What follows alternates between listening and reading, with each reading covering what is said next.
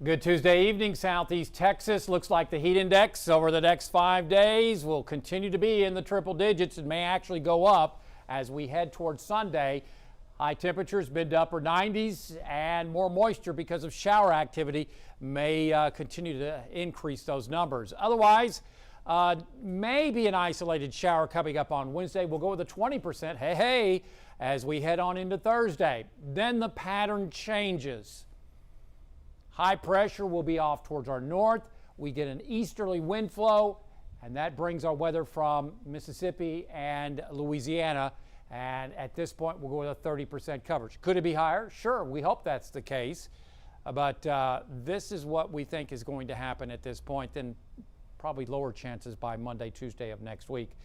Watching upper level low pressure over towards Old Mexico, but high pressure is off towards our east at the present time.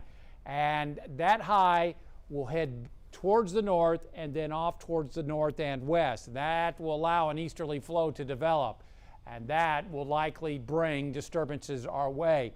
Did you notice how milky or gray the sky was today? Not a lot of blue in the sky. That's because of the Saharan dust. Get another surge of that Saharan dust as we head on into, say, Thursday, with maybe some improvement over the weekend. So that has resulted in unhealthy air quality for some this evening across southeast Texas. Otherwise, in the tropics, we're watching this area disturbed weather disorganized in the southern Bay, or the southern Caribbean, I should say. Moderate chance, a low-end moderate chance of this becoming a depression or named storm as we head through the next 2 to 5 days. But with high pressure over the south, the only place this can go is off towards the west into Mexico once it starts moving towards the north. Then it gets shunted off towards the west. And that shows us that easterly flow across the Gulf of Mexico. That will drive that off to the west. A easterly flow is where the weather is going to be coming. So we would like to see some rain, obviously no tropical stuff, but that would certainly help.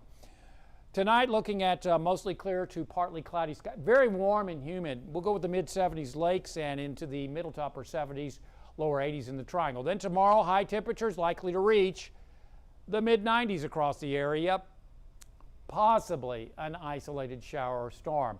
Then in the upper levels, that high, which is going to be moving off towards the north tonight, over towards eastern Tennessee, it will be headed westbound as we head towards, say, Thursday into Friday. The high will be over the south central U.S. Look at the flow.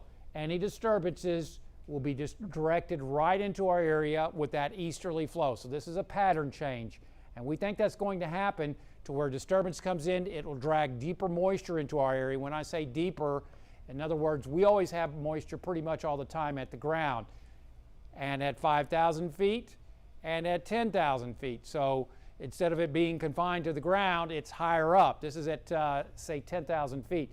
So we're hoping that that moisture will work with decreasing or weakening capping over our area to warrant scattered showers and storms as we head towards Friday and the weekend. On the Gulf of Mexico, slightly choppy seas around 2 to 3 feet in your coastal marine forecast tomorrow.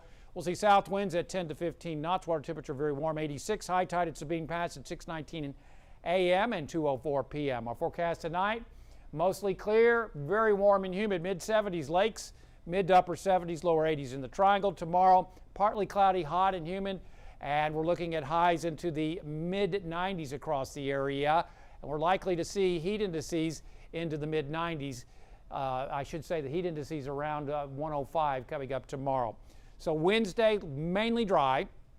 Thursday, we'll go with a 20% coverage. And then scattered showers and storms, Friday, Saturday, and Sunday. Could be 30, 40, 50% coverage. We hope for more. Because of the limits of our modeling, we'll go with a 30% coverage right now for Juneteenth and Father's Day. High temperatures, upper 90s.